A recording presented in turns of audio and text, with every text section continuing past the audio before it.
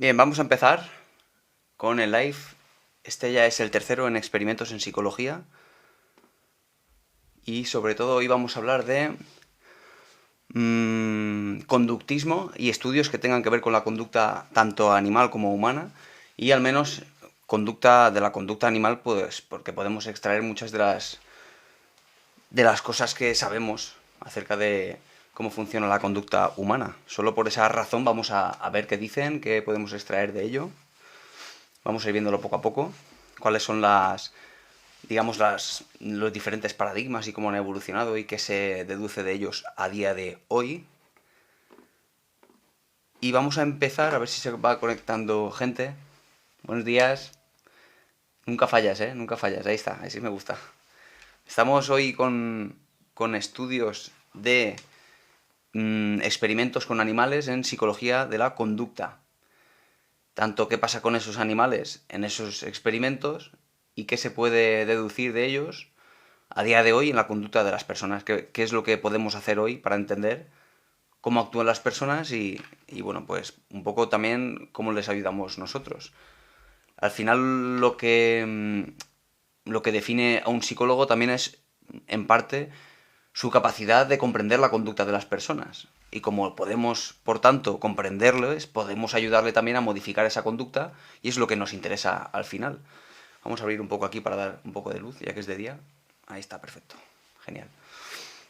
Entonces, estos estudios sobre psicología de la conducta nos van a ayudar, aunque partan de paradigmas en experimentación con animales, desde ahí podemos comprender muchas de las cosas que les pasa a las personas. Por eso son interesantes esos estudios y vamos a intentar mmm, llevarlos a la vida cotidiana, cómo podemos extrapolar eso a comprender qué nos pasa a nosotros o cómo ayudar incluso a otras personas. Buenos días a los que se van uniendo, Raquel, Miguel Ángel, Lola.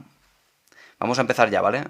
He traído unos cuantos estudios de estos que tengan que ver con animales, tanto los más clásicos, vamos a seguir una estructura lógica de cómo empezaron y cómo se han ido desarrollando, ¿vale? Y el primero es un estudio de un investigador muy famoso en psicología, que es Wolfgang Kohler, que estudió sobre todo con monos, porque se sabe que los monos es lo que más se parece al cerebro por la propia evolución de un humano. Entonces por eso ha sido interesante hacer estudios con monos, ¿no? Sobre todo me gusta, y hoy he traído, sobre todo por un motivo también de que el otro día estuve trayendo demasiada sangre con estudios con animales. Es duro a veces de ver cómo se hacen experimentos bastante salvajes. Hoy solo he traído estudios en los cuales no se daña a los animales, solo se trabaja con ellos a ver cómo reaccionan a ciertos estímulos y no se les hace daño, mejor. Porque lo del otro día es un poco duro a veces de asumir esos experimentos en los que pues al final el animal muere o sufre muchísimo o se les separa de la madre, etcétera. Difíciles a veces de asumir. Este, por ejemplo, Wolfgang Kohler, en los años 1920, ya viene desde antes, pero en este año, 1921 concretamente, empieza un estudio muy interesante con monos para ver la inteligencia que tienen estos monos. Muchas gracias, Santana. Cualquier comentario que queráis hacer lo podéis hacer, ¿vale? Pero vamos a centrarnos sobre todo en estos estudios. Os dejo la puerta para poder comentar. Sobre todo el espacio para preguntas, etcétera, lo suelo abrir los miércoles. Nada, muchas gracias. Sí, podéis hacer preguntas de todas maneras, ¿eh? Sobre todo los miércoles dedico un espacio para eso, para preguntas de psicología. Pero no importa, ¿eh? Si ahora hablamos de algo relacionado con alguna inquietud que tengáis y tengáis la necesidad de preguntar. Bueno, pues resulta que este primer estudio con monos nos dice, este Kohler investiga cuál es la capacidad intelectual o si los monos aprenden más allá del puro aprendizaje, que el aprendizaje es como mucho más básico que cualquier animal, por ejemplo, una rata, una paloma, un gato, ya hacen ese proceso en el cual aprenden. Entonces este hombre quería demostrar si un simio, como está más arriba en la escala evolutiva, si tiene esa capacidad en un contexto no tan preparado, de con su inteligencia llegar a una solución con la cual, digamos, no podría una rata, por ejemplo. Y bueno, así fue. Preparó un estudio en el que se metía a un mono en una habitación. De nuevo aquí sin jaula, sin calambrazos, sin nada negativo para los animales. En la cual hay un plátano a una altura a la cual el mono no puede llegar. Y se le dejan diferentes objetos en la sala a ver si con esos objetos, al igual que hace un humano, pues construye alguna suerte de herramienta, algo que le permita pues superar sus limitaciones físicas, su capacidad de saltar, de colgarse, que no le supone pues digamos una solución, porque no es capaz, está a una altura considerable. Pues por ejemplo pone diferentes cajas de diferentes tamaños en la sala y a ver qué pasa. Bueno, pues el estudio empieza así y después se va midiendo un mono detrás de otro cuánto es el tiempo que tarda en solucionar ese problema. Y más o menos llegan a unos 4 5 no, 4 no, creo que son 8, perdona, lo voy a comprobar. Quiero dar los datos fidedignos del estudio. No, eran 8 era el primero, luego 9 y luego, a ver, ¿cuál era? 14, creo que hay otro un poco más lento. Vamos a verlo. Bueno,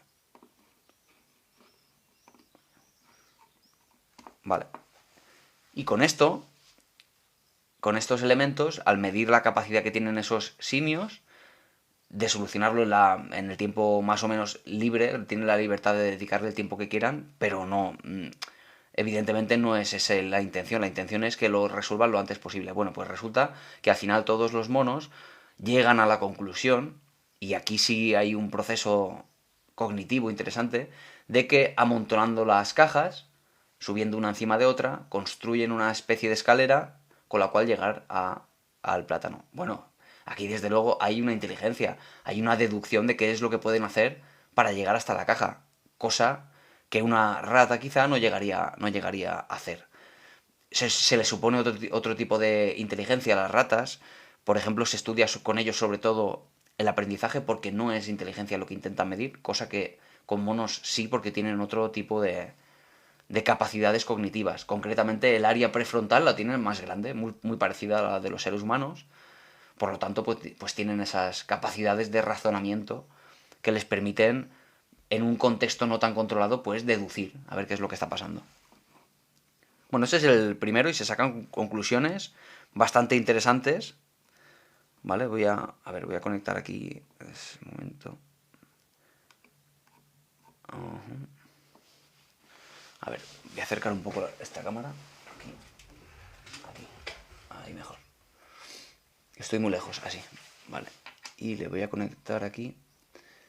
Un segundo. Así, perfecto. Ahí estoy más cerca. Ok, entonces. Vale, este sería el primer experimento.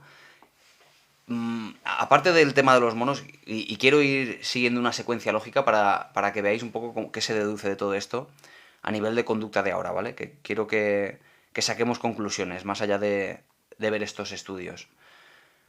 Vamos a ir más atrás todavía en la escala evolutiva para que veáis un poco por qué se ha llegado a eso y cómo se deriva eso a la consulta o a la conducta humana.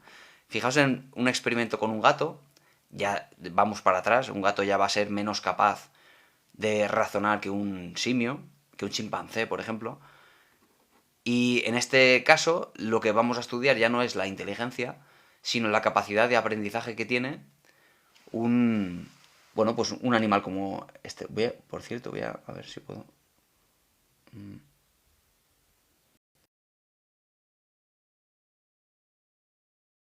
Perfecto.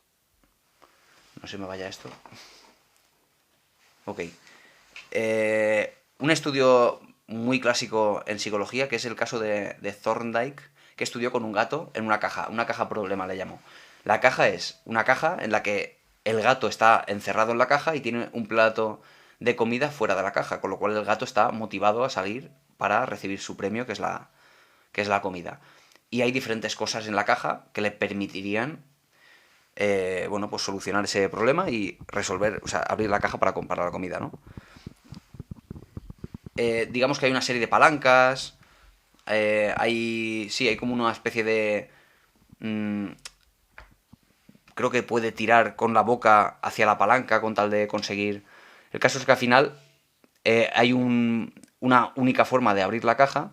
Tiene que estirar. Hola, Mari Carmen. Buenos días.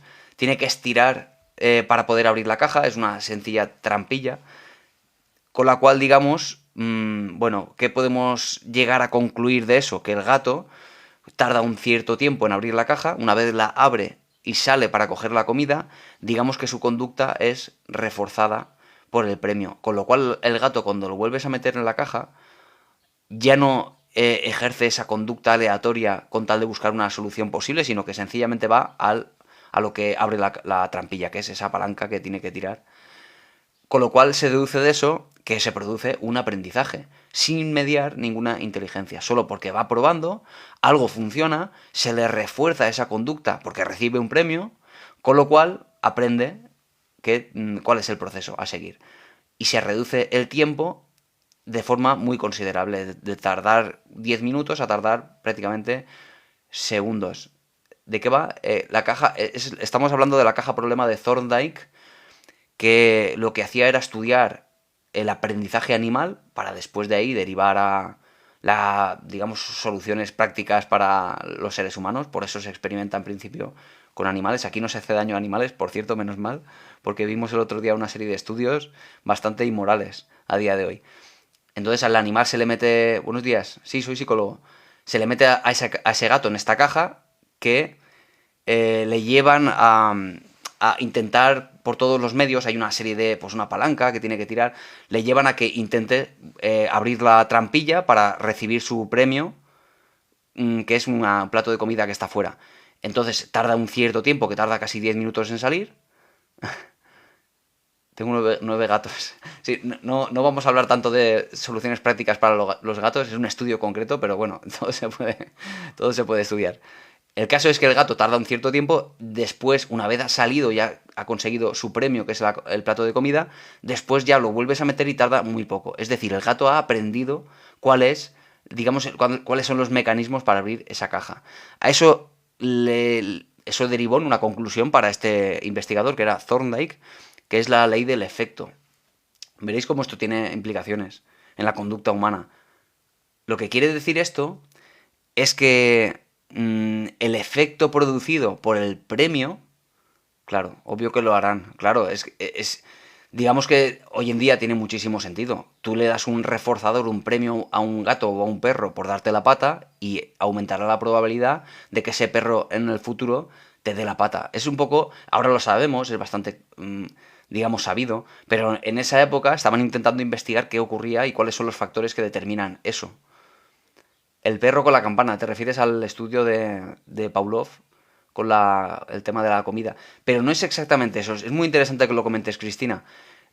Lo que hacía Pavlov, este del perro con la campana, para que salivase ante un estímulo, era condicionamiento clásico. Ahora estamos yendo un poco más allá. A esto que está empezando Thorndike después de Pavlov, es lo que llamamos después, o llamaríamos después, condicionamiento operante.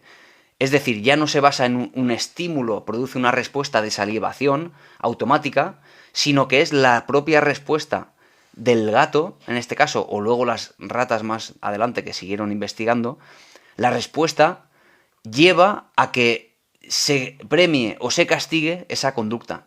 Por lo tanto, después de un premio o un castigo, la conducta deriva en un aumento de la probabilidad o un descenso de la probabilidad. Esto es operante, ya no es exactamente estímulo-respuesta, un avance, claro. Y esto tiene muchísimas implicaciones. Claro, hablamos de premios y castigos en su forma más clásica, de tipo, bueno, pues con niños, ¿no? Pues si algo es premiado después de cualquier conducta, le dices que bien lo has hecho, hijo, pues entonces el niño volverá a hacerlo, sencillamente porque ha recibido un premio. Esto que sucede de manera espontánea en las familias, pues está muy bien, pero aparte de eso se puede convertir en un sistema que mejore las condiciones y que nos lleve a tener menos problemas en casa. Mientras no haya maltrato, por favor, siempre acabar, claro. Bueno, sobre todo porque el maltrato inclusive más allá de lo moral, es que no funciona. Hay estudios sobre eso también, sobre el maltrato. Es decir, ¿funciona para conseguir que el niño aprenda el maltrato? No es así, es que no es así. Realmente no funciona. Lo que el niño aprende, y hablamos de aprender como tal, aprender que algo es malo y no debe hacerlo, ¿no? Realmente no aprende el niño con maltrato. Lo que el niño aprende es a que cuando esté la persona que maltrata, es que, digamos, no haga la conducta no porque aprenda, sino por el miedo a esa persona. Ha aprendido a evitar a esa persona, con lo cual no aprende nada. Así que aunque en otras épocas se aplicase el castigo, el maltrato incluso para que aprendiese, en realidad estaban muy equivocados porque no funciona. No lo repite por miedo, claro, como dice Mirella, así es.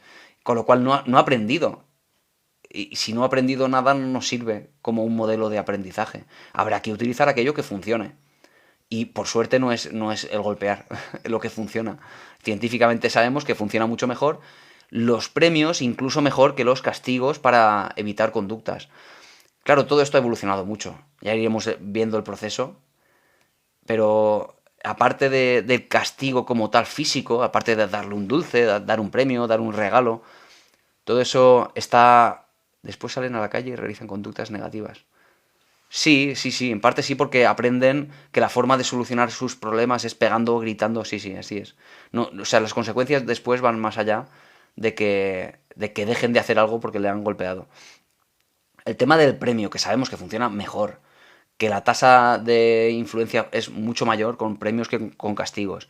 También sabemos ya a día de hoy, porque esto ha ido evolucionando, sabemos que el premio ya no solo es el premio objetivo, sino que aparte de eso es también el premio percibido, es también, por ejemplo, cómo el niño interpreta ese premio. Por ejemplo, fijaos, ahora es enfermera, qué bien, Cristina.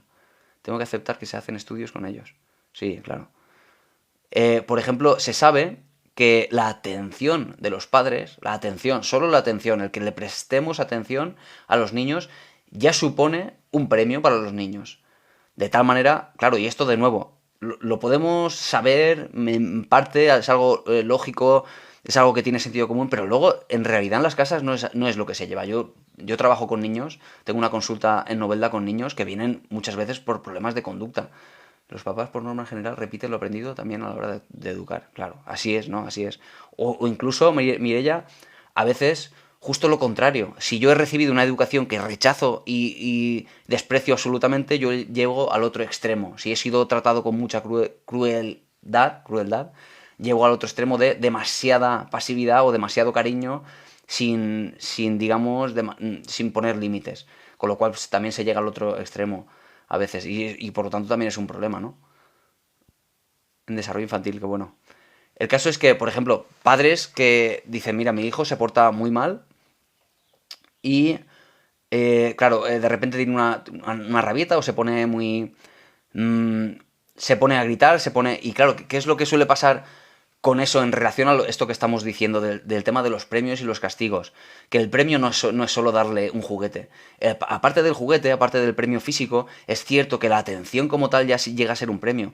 Si el niño está tranquilo, está bien, está como a ti te gusta que esté, está jugando ahí tranquilo con sus cositas, pintando, etcétera, y no se le presta atención, porque se porta bien y tú estás a lo tuyo, está todo bien, pues entonces, cuando el niño tenga una rabieta de mala manera, de la peor forma, es el momento en el que tú le prestas atención, aunque sea para darle una riña, para reñirle, el niño aprende, y esto no tiene nada que ver con la inteligencia, pero nada que ver, no es que el niño reflexione y diga, ah, vale, que lo que yo tengo que hacer para que me prestes atención es coger una rabieta. No, no, no, es puro condicionamiento y puro condicionamiento clásico y operante en este caso. Es que es un proceso de aprendizaje como tal, sin inteligencia. Lo haría igualmente un mono, lo haría igualmente un perro o una rata. Así es el cerebro que aprende por procesos psicológicos básicos como el aprendizaje. Entonces, es claro, eso es otra cosa. Hay que definir claramente qué es portarse mal, porque a veces es, yo quiero que te portes bien, ya, pero ¿y eso qué es? No hace falta tanta psicología porque no se puede educar. Pues sí hace falta estos conocimientos, porque yo lo he visto muchas veces que con 4 sencillas claves cambia mucho la conducta de los niños y por lo tanto los padres también están mucho más tranquilos. Pero desde luego con niños también hay que educar a los padres No porque no sepan, sino porque no conciben, digamos, la sistematicidad que les llevaría a solucionar sus problemas.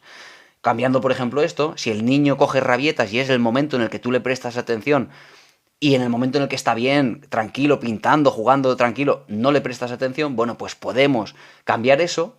Y si cambiamos eso, de pronto empiezan a modificarse esos patrones. De repente, el niño se ve atendido, es decir, reforzado como un premio en el momento en el que está tranquilo, como a ti te gusta que esté, y entonces se empieza a repetir esa conducta, ese patrón con más. Muchas gracias, Yasmina. Me alegro que te guste el contenido. Estar en una cafetería sentado 3 horas, a ver, depende de la edad del niño. A ver, te refieres, sí, por ejemplo, te refieres a una rabieta, por ejemplo, en una cafetería, ¿no? Algo así como una rabieta y cómo eso al final los padres lo refuerzan, en este caso. Yo entiendo claro, genera mucho estrés, vergüenza, incluso para los padres que están ahí. eh, yo no entiendo cómo es que tengo que explicar a alguien que no está bien pegarle. Ya, bueno, pero claro, es que partimos de la base de creencias de esos padres, ¿no? Que han sido quizá educados así. Son creencias muy profundas, muy férreas, para la cual no están dispuestos a cambiar. Pero bueno, el caso de una rabieta de un niño, ¿no? Llega el momento de actuar de los padres, están tensos porque los demás. Un buen bofetón a tiempo arregla muchas cosas. Realmente no. Una noche. Realmente no lo arregla, o al menos pone un parche. El niño dejará de hacer eso si le das un bofetón, porque sentirá la tensión y tu rabia en el momento, pero claro, las consecuencias después van más allá de eso. Para empezar, el niño te empieza a coger rabia, te empieza a coger miedo.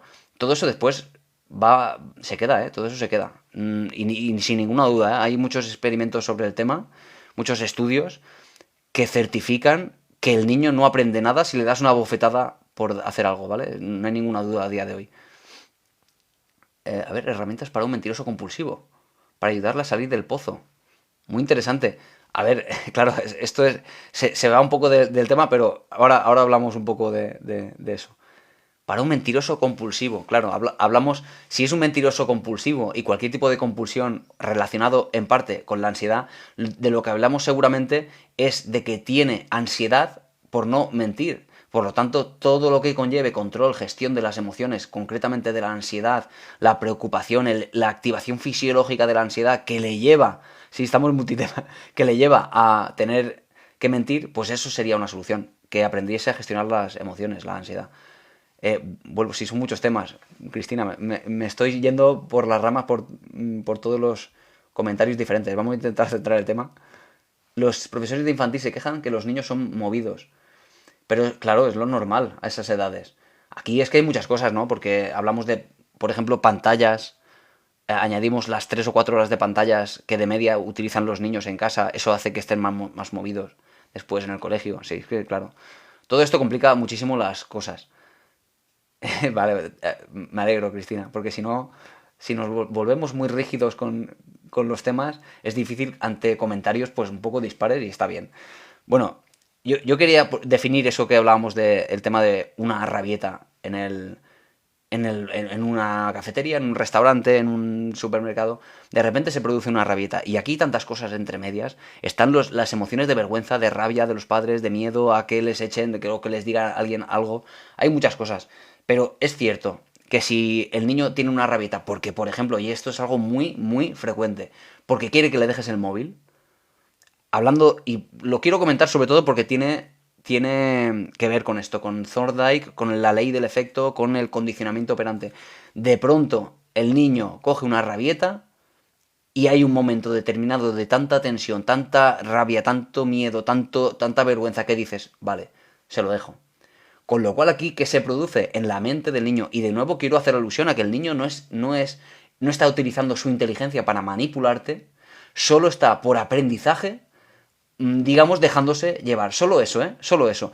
El niño ha aprendido en otras circunstancias o en esta misma empieza, aprende que si llora, que si grita, que si pide con insistencia, recibirá su premio, que es que le dejes el móvil. Y ahí, eso es asociación. Se asocia una cosa con la otra, que es lo que llamamos condicionamiento clásico. Se asocia un estímulo con su respuesta, con la respuesta de que le dejes el móvil. ¿Cómo solucionar esto? Y es complicado. Para empezar, habría que pasar por la base de lo que llamamos extinción, que es que empiecen a producirse bastantes, a veces bastantes, porque el niño ya lo tiene aprendido, exposiciones de ese estilo en el que el niño pide y pide y no se lo das. Llegas al punto en el que no se lo das, pero para eso tiene el padre o la madre que realmente controlar sus emociones de vergüenza, de rabia y de una forma calmada llegar a ese momento en el que no se lo acaba de dar. Claro, pero como los papás quieren seguir en la cafetería, mi hijo me contestó estos días que le deje en paz. Ay. Sí, hay que tener mucha paciencia. Pero sobre todo, inclusive aparte de paciencia, ¿no? Gestión emocional. Es que no hay mucho, ¿eh? Hoy en día. Yo trabajo muchas veces precisamente con ese tipo de cuestiones con padres que no saben gestionar su rabia. Se quejan de las rabietas de sus hijos, pero ellos no gestionan su rabia. Con lo cual es un círculo vicioso. Yo me enfado porque tú te enfadas, el otro se enfada porque yo te he dicho cuando yo me he enfadado, tú me has dicho cuando estabas enfadado. Claro, es que, ¿dónde estaba el problema? ¿Por qué se produce la rabieta de los niños de 2 años? Claro, exactamente. A ver, las rabietas de los niños son completamente naturales. Te voy a decir, a ver quién lo preguntaba, que diga tu nombre. Iván Pascual. Las rabietas de los niños, al igual que las rabietas de los adultos, cuidado, Iván, se producen por lo mismo. La única diferencia es que cambia a nivel mental de cada uno. Siempre una persona se va a enfadar cuando sienta una injusticia. Una injusticia siempre es percibida. ¿Qué percibo yo de la situación? Así es. Entonces un niño de 2 años que por ejemplo, quiere seguir jugando algo y tú le quitas de ese momento porque tienes que dormir, porque lo que sea, sentirá que es injusto que le quiten eso, que le quiten un juguete o lo que sea, y se enfadará, cogerá una rabieta. Será ira descontrolada porque todavía no tiene la capacidad cognitiva para regular esa emoción y en principio todo bien, no pasa nada en realidad. ¿Cuál es el problema de la rabieta esa? Por un lado, lo que estamos hablando del premio que tú le des, es decir, si tú le has quitado algo, llora, coge una rabieta y se lo devuelves, le estarás condicionando, le estarás dando un aprendizaje para que la próxima vez que se dé el mismo caso, llore y llore y llore hasta que reciba de nuevo su premio. Ese es un poco el condicionamiento que se ha producido por ceder. Pero aparte de eso, yo estaba comentando que la rabia del niño no es solo en una familia la rabia del niño, es que es la rabia del niño y el padre que se enfada por la rabia del niño y la madre que se enfada por la rabia del padre y el padre que se enfada porque dice la madre, etcétera. Es decir, un círculo vicioso de retroalimentación de la rabia. La rabieta del niño por sí misma, buenos días, no es ningún problema. Siempre va a ser el problema cuál es la respuesta que tenemos los padres de refuerzo o no refuerzo de esa conducta y por otra parte nuestra propia gestión emocional que desde luego va a hacer que una pequeña rabita de un niño dure lo que tiene que durar, a veces unos pocos minutos y ya está. Pero con esa retroalimentación constante, de verdad que lleva un problema. Buenos días, Amaya, muchas gracias. Tenemos que aprender nosotros como padres a gestionar, yo tengo una hija también, para el que no me conozca, tenemos que aprender nosotros a no retroalimentar esa rabia, que se quede en una pequeña rabia y ya está, y no pasa nada. Tenemos también que aceptar que eso ocurre y no es en absoluto problemático. Pero se convierte en un problema cuando empezamos a reforzarle con atención, cuando... no tienes hijos, pero los tendrás, supongo, ¿no, Cristina? Buenos días. El caso es que, bueno, se cometen, digamos, ciertas negligencias, ciertos pequeños errores que son los que nosotros como psicólogos enseñamos a los padres para que eso no suceda. Y en el momento que cambias 4 cosas, todo ese contexto empieza a cambiar. A ver, mi niño de 4 años, a ver, vete, vea, está obsesionado con todo lo que tiene que ver con la electricidad, anda, Brunilda. ¿Y cómo se traduce eso? Es decir, pero sin obsesionado te refieres que cuando no lo tiene se pone rabioso o con ansiedad. ¿Te refieres a eso? A ver. Mi madre es que me sentaba a hablar con mucha tranquilidad hasta lograr entender. Mira qué bueno, Paula. Es decir, te explicaba las cosas. Eso depende de la edad también. ¿Funcionaría o no funcionaría? Si el niño tiene 3 años, difícilmente va a llegar. Y bueno, no es que no lo entienda, sí lo entiende. Es decir, el niño puede llegar a entender aquello. Lo que pasa es que no lo entenderás cuando estés en ese proceso de rabia. Cuando uno está con una emoción, dentro de una emoción, lo que siente mm, va a, digamos, a bañar todo lo demás. Todos los pensamientos, todo se vuelve hacia esa emoción, se vuelve coherente con la emoción. Entonces es difícil que una persona enfadada llegue a razonar o reflexionar sobre la causa de su enfado.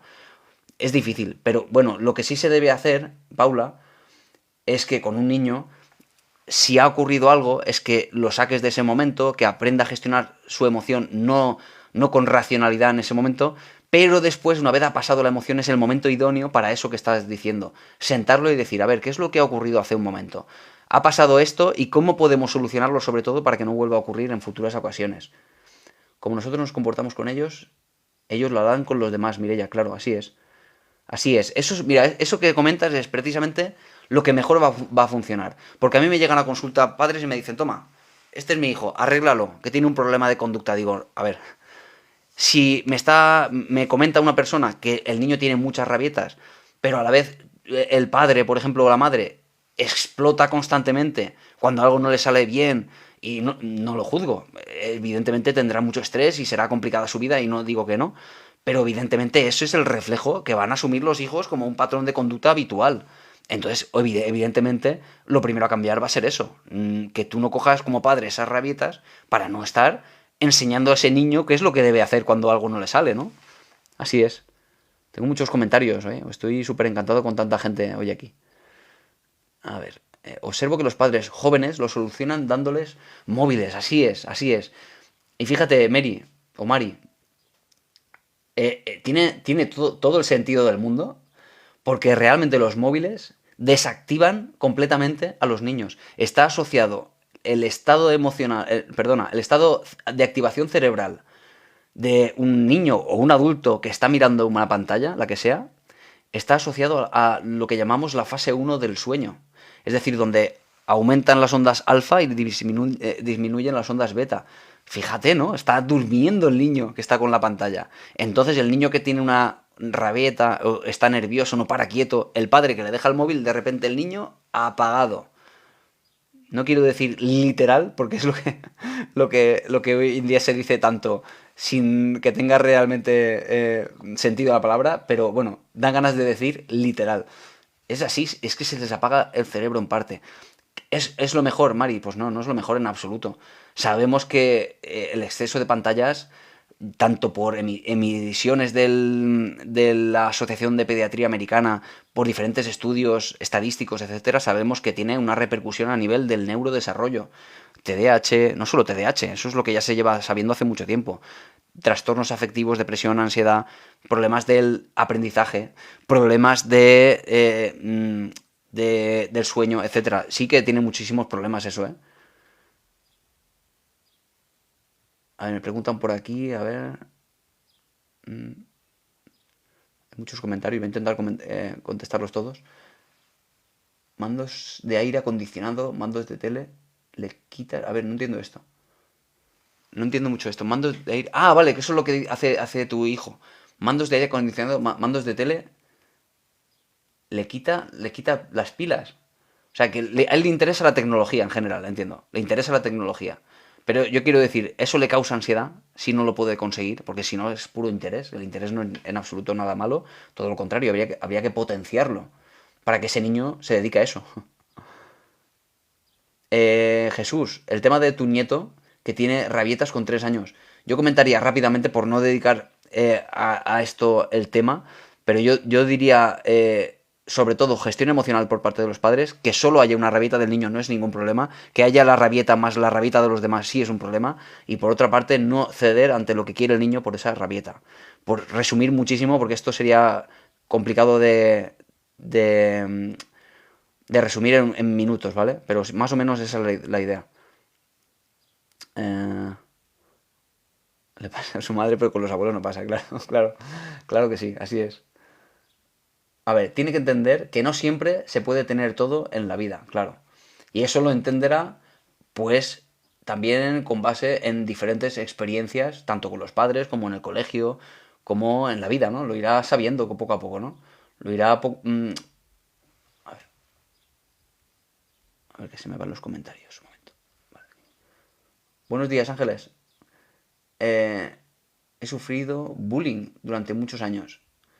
Mira, Yasmina, no, Paula.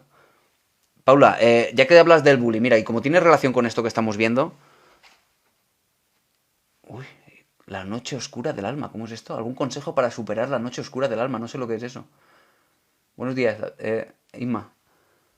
Bueno, con relación al tema del bullying, es que tiene que ver con esto. Fijaos en una cosa. El tema de este estudio de Thorndike de la caja de problema que lleva a la ley del efecto, ¿vale? Esto de reforzar una conducta hace que aumente la probabilidad de que esa conducta se produzca más veces. Imaginaos, en este contexto del bullying. Alguien se mete contigo, ¿vale? Tanto el bullying como con adultos, en eso que llamamos moving en el trabajo. Alguien se mete contigo. ¿Y qué suele pasar en una persona que no sabe responder, que tiene realmente algún tipo de, bueno, de miedo a responder? En cualquier... Sí, me puedes hablar en privado, Jesús. En cualquier caso, de alguna manera, cuando alguien se mete contigo, muchas personas que acaban siendo víctimas de bullying, sin darse cuenta, evidentemente, sin que ellos reflexionen sobre esto, de pronto lo que hacen es reírse ante la broma que es para meterse con esta persona. Se ríen porque pones una sonrisa nerviosa porque no saben cómo responder de otra manera. El caso es que si se meten contigo y tú te ríes, siguiendo esta ley del efecto de Thorndike, lo que estamos haciendo es reforzar esa conducta. Si alguien se mete contigo y siendo coherentes con este conductismo, ¿vale? Primigenio, no podemos reír la gracia, porque estamos reforzando de nuevo esa conducta. Lo que debemos hacer en todo caso es generar lo contrario, un castigo. ¿Cómo es ese castigo? Puede ser de 1000 formas, pero para empezar, por lo menos no reforzar, por lo menos no dar un premio. Sí, puedes hablarme en privado, Noemi. Claro que sí, pero al menos no premiar con esa risa que está reforzando la conducta. Más allá de eso, si nada funciona, pues después ya con esa asertividad, pues llegar a hablar, llegar a incluso castigar, pues llamando a no sé quién, etcétera, ¿no? Pero en principio no se puede reforzar la conducta de un abusón o de un agresor. Hay que cortar con la risa que a uno se le produce porque alguien te haga una broma que es con la intención de hacerte daño. No puedes reírte. Todo lo contrario, cara de palo y no nada de expresión facial o en cualquier caso expresión de rabia visible con tal de que el otro entienda que ha cruzado una línea. A ver qué me decías, Paula. Hoy en día los que me hacían bullying han compartido buenos momentos conmigo, claro, porque al final tú has perdonado, en parte, ¿no? También has perdonado. ¿Por qué motivos una niña de 3 años tensa la cara y pies, los sube en alto y tiembla las manos? En un contexto de rabia, Ángeles, supongo, ¿no? O no, es otro contexto. Defíneme ese contexto. Cuando tiene rabia, cuando tiene miedo, sube los pies en alto y tiembla las manos. Las manos tendría sentido que fuera por rabia, ¿no? Pero defíneme un poco ese contexto. Una vez eres adulto todo cambia, pero Yasmina entiendo lo que estás pasando. Vale. Entonces, no sé, no he entendido si era Paula la que sufrió el bullying o se refería a Yasmina. Ah, todo el día lo hace. Todo el día lo hace, lo de apretar. A ver, ¿qué es exactamente apretar? Temblar las manos, tensa la cara y pies. Estamos hablando de 3 años ya, no es un bebé. Claro, yo quiero saber, sobre todo, ante cualquier problema, ¿vale? Siempre hay que ver cuáles son los estímulos desencadenantes. Entonces habría que ver qué es lo que le pasa a esa persona, a ese niño o niña antes, justo de sufrir esa especie de pues, ataque o lo que sea eso, con tal de ver qué es lo que lo provoca. Si es Si es, claro, por ejemplo, pudiera ser, sí. Pudiera ser autismo, nos dice Mari, pero bueno, es difícil a veces de diagnosticar tan rápido. Pero, claro, habría que ver, y por eso lo digo, si no es sencillamente, pues si solo pasa cuando coge una rabia, no sería nada más que eso, su forma de conductual de traducir. Se cuelga de la mesa y hace lo mismo, ¿vale? Y sin ningún contexto, nada, ningún estímulo que lo provoque. A ver, hay muchos mensajes. Estoy intentando contestarlos a todos, ¿eh? Estoy muy encantado de que estéis todos aquí comentando. Voy a hacer lo posible por contestarlos, ¿eh? Y en cualquier caso, mañana voy a volver otra vez. No por la mañana, porque trabajo precisamente con niños. Porque como es festivo, pues vienen por la mañana a la consulta, claro. Aprovechando de que no van al cole. Nada, está fija haciéndolo. Claro, es posible, Ángeles, que sea, ya, claro, si no responde a un estímulo concreto, claro, será quizás síntoma de otra cosa. Pero entiendo que no será solo síntoma único, habrá otros síntomas aparte de ese, más allá de, más allá de esos síntomas. En cualquier caso, pues habrá que explorarlo en consulta, porque si es algo que preocupa, ¿no? Si es algo que preocupa, hay que ver por qué ocurre, en qué contextos. Muchas gracias, Nancy. Salta todo el rato, claro. Pueden ser muchas cosas, Ángeles, ¿eh? Pasa como en medicina. Son diferentes síntomas. Pues mira, tengo mocos, tengo no sé qué, tengo dolor de espalda. Pues lo que hay que hacer es lo que llamamos un diagnóstico diferencial. Esos síntomas se parecen muchos entre sí y hay que ver qué es exactamente lo que pasa. Consejos contra gente que te roba energía quejándose, está mal de la mente y convives con ella. Wow. A ver, a ver, a ver, a ver. ¿Qué podemos hacer con eso? Que te roba energía quejándose. Es muy interesante eso. ¿Quién habrá dicho esto? Benito, ¿no? Es muy interesante. Aquí más allá de la solución a eso, para empezar hay que analizar por qué ocurre, cuál es la causa de ese malestar. Porque va más allá, ¿eh? Y muchas veces cuando uno plantea la solución a las cosas, hay que tener en cuenta que quizá el problema sea la persona misma, la que está sufriéndolo, ¿vale? Eso es evidente. Entonces, si la persona te roba la energía porque estás, como decía antes, el tema de la rabia surge porque tú concibes como algo que estás viviendo de forma injusta. El análisis de conducta, ahora hablamos de eso. Si tú no percibieses que eso es injusto, en realidad no percibirías esa narrativa que has generado de que te roba la energía. También tiene que ver con una interpretación. Yo opino que el análisis de conducta es esencial siempre en cualquier contexto terapéutico, en cualquiera. Análisis de conducta siempre, porque te va a decir qué estímulos concretos determinan o desarrollan ciertas respuestas. Y entre medias hay muchas cosas, pero ahí es donde un psicólogo plantea a modo de científico cuáles son las hipótesis, Jorge, que nos llevan a una posible solución. Es decir, dentro de ese análisis de conducta habrán supuestos factores que están influyendo en esa respuesta, ¿no? En esa conducta.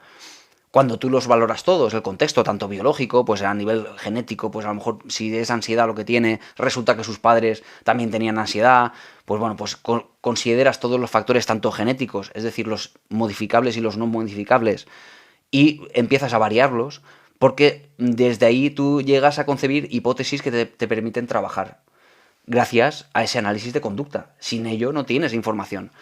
Y al análisis de conducta, evidentemente, hay que incluirle un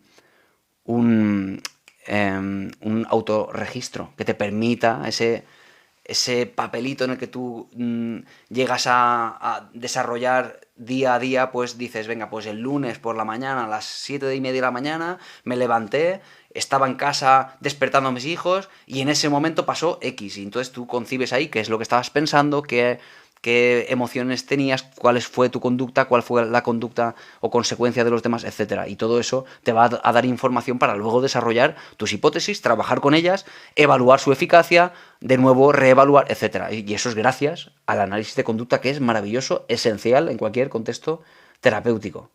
Vale, voy a contestar todo lo que pueda, ¿vale? Estoy intentándolo, ¿vale? Si a alguien no le he conseguido contestar y por alguna razón la inquietud le lleva a deseos más profundos de solución, que me escriba si hace falta, que no tengo ningún problema. Tengo una fobia y no puedo estar sola y llevo muchos años así. A ver, ¿qué fobia sería esa? Coméntame. Una fobia y no puedo estar sola. A ver, fobia a... A ver, exactamente a estar sola. Fobia a estar sola. Bueno, es que las fobias tienen muchas formas, ¿eh? Muchas maneras de manifestarse, puede ser, ¿eh? Ángeles, sí, Ángeles, eso que me dices son como síntomas muy clásicos del autismo, pero sí, nada va a determinar en absoluto que tenga autismo, por ejemplo, o que tenga TDAH. Es que es más complejo que eso. La evaluación a veces dura años incluso. O sea, ningún síntoma. Porque claro, te lo digo, Ángeles, sobre todo porque tú a lo mejor tecleas en Google, el niño está teniendo movimientos como si fuera un aleteo y te va a decir, tiene autismo. No, no es así en absoluto. Hay que determinarlo por muchísimos elementos inclusive pruebas objetivas o pruebas en las que incluyen preguntas a padres, preguntas a profesores. Es más complejo, ¿vale? O sea, Ángeles, te lo digo por no concebir ya soluciones o, digamos, diagnósticos definitivos con poca información, ¿vale?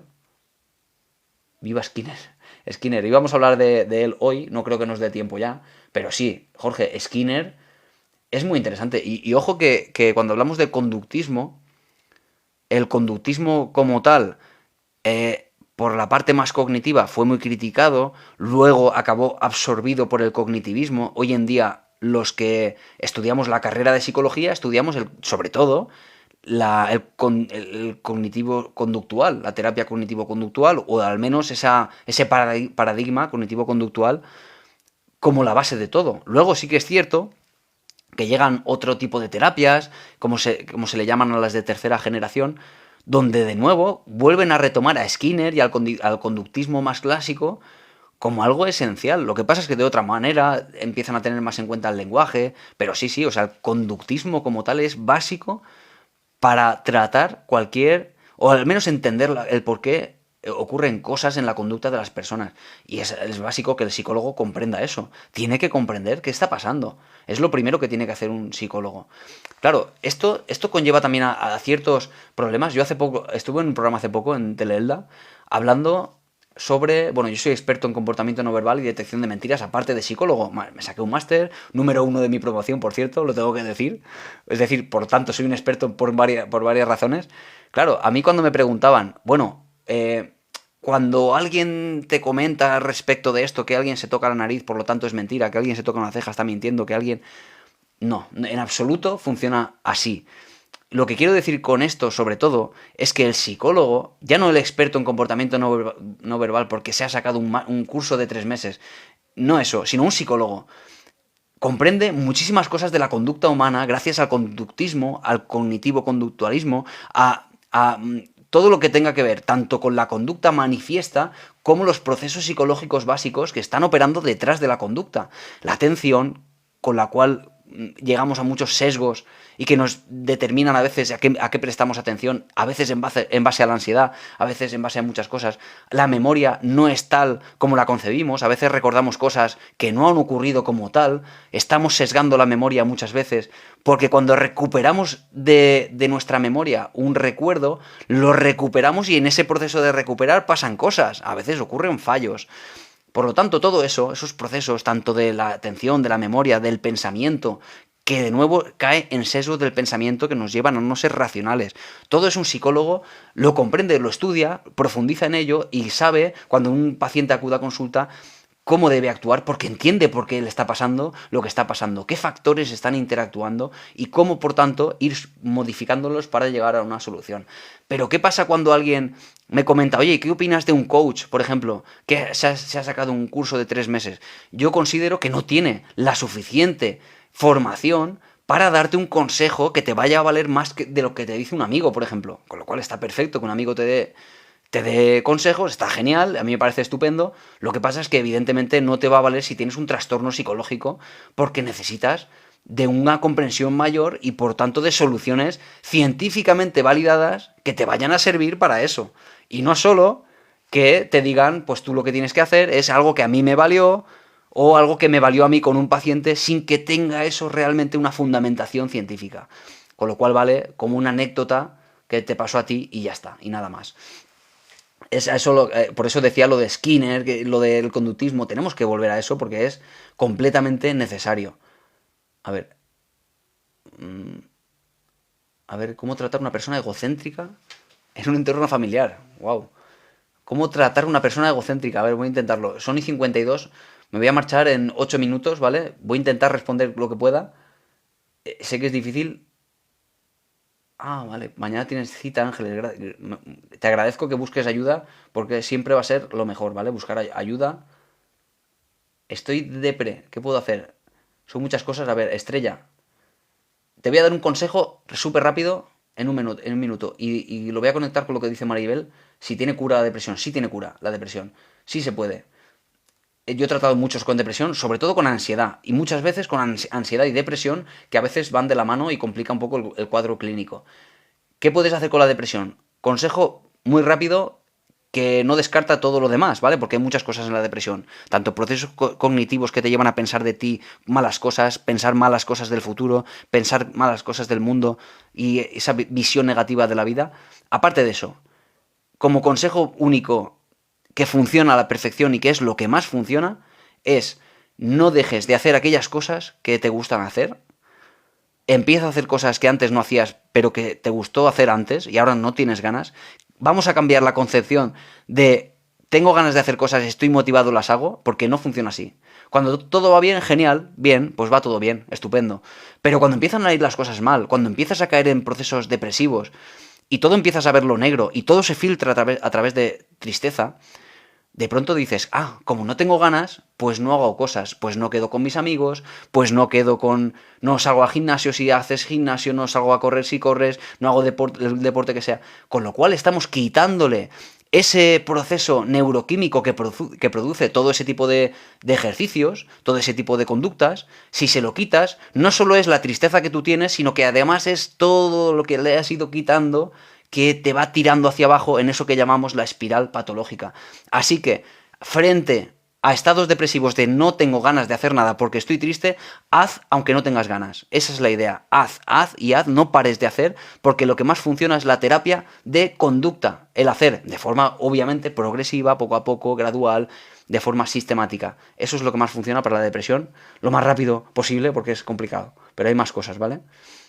Muchas gracias por preguntar a todos, ¿vale? Estamos a punto de acabar. A ver. Hay muchos comentarios, ¿eh? Yo encantado de que hayan tantos comentarios y haré lo que pueda. Mi hermana tiene agorafobia. ¿Qué puede hacer? De nuevo son problemas de ansiedad, ¿vale? De nuevo tiene que ver con esa... Y bueno, el otro día subí un vídeo, el que esté aquí, y yo publico vídeos todos los días cortos, ¿vale? Reels. Todos los días publico vídeos y concretamente del tema de la ansiedad, que tiene que ver con la agorafobia. Publiqué ayer uno, o antes de ayer uno. Y os recomiendo que veáis esos vídeos porque hablan concretamente de cosas bastante específicas, ansiedad, depresión, y de cómo quizá cómo empezar a entenderla para empezar a cambiar cosas, ¿vale? Os sugiero que me sigáis en ese aspecto porque creo que ayuda a mucha gente, o así me lo manifiesta mucha gente, y de verdad que ayuda. El tema de la agorafobia es un miedo, no a salir a la calle, que es una idea equivocada, sino miedo a tener ataques de pánico en un contexto donde no puedas escapar. Pues puede ser la calle, o puede ser un centro comercial, puede ser donde se ha producido en algún momento un ataque de pánico, con lo cual ya no vas a ese sitio porque te da miedo. Después se produce un ataque de pánico en otro sitio, con lo cual dejas de ir a ese sitio hasta que al final acabas encerrado en casa porque te da miedo que tengas otra vez esa experiencia y que la gente te considere que estás loco, que estás loca, que lo que sea, etcétera. Entonces, ¿cómo combatir eso? Por una parte, hay que aprender a controlar la ansiedad con diferentes herramientas y luego viene una fase de exponerte a eso que te da pánico, que es empezar a salir a la calle, porque ya empezarás a saber cómo gestionar un ataque de pánico. Por cierto, el ataque de pánico es miedo al miedo, miedo a los síntomas que produce ansiedad, a, por ejemplo, palpitaciones en el corazón. Causas de la psicosis. Wow. Buena pregunta, Ferran. Causas de la psicosis. Vale, causas de cualquier trastorno psicológico, incluida la psicosis o como previo a enfermedades más complicadas como la esquizofrenia.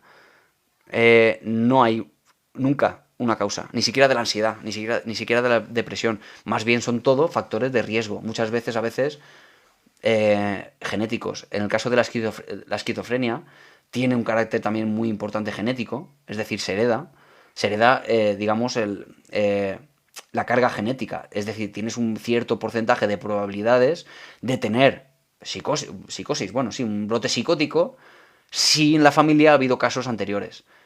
No tiene por qué desarrollarse nunca, así que como causas además vamos a añadir, ¿vale? Y ya creo que vamos a ir terminando. Estoy encantado, por cierto, Pero vamos a añadir todos aquellos elementos, Ferran, que desencadenan el brote psicótico. Y entre ellos, por ejemplo, el consumo de cualquier estimulante, estupefaciente o cualquier droga que genere dopamina. En la vía mesolímbica de la dopamina, porque la dopamina pasa por el cerebro por diferentes vías, tiene como diferentes caminos. Una de ellas es la vía dopaminérgica mesolímbica. en esa área concreta, si hay un pico muy fuerte de dopamina, se produce una alucinación. Y muchas veces es el principio, el disparador, para empezar una esquizofrenia, al menos el primer brote psicótico. Con lo cual, causas de la psicosis como desencadenante, el tomar drogas. Que tú tomas drogas toda la vida y jamás tienes un brote psicótico, perfecto, porque quizá no has tenido una carga genética, porque por una serie de factores. Hay muchas causas como factores de riesgo. Problemas obstétricos, problemas de, no sé, cirugías, muchos, pero ninguno de ellos es causa total sobre ninguna enfermedad psicológica o psiquiátrica. Ninguna, pero ninguna. Entonces, sí que es cierto que aunque teniendo esa carga genética, no es recomendable jamás tomar ninguna droga estimulante en ese sentido porque puede desencadenar un problema de este estilo. Si lo tenías previamente establecido, pero no tendría por qué haberse manifestado nunca. Así que fíjate, ¿no? Como a veces decimos, no pasa nada porque un chaval joven se fume un porro.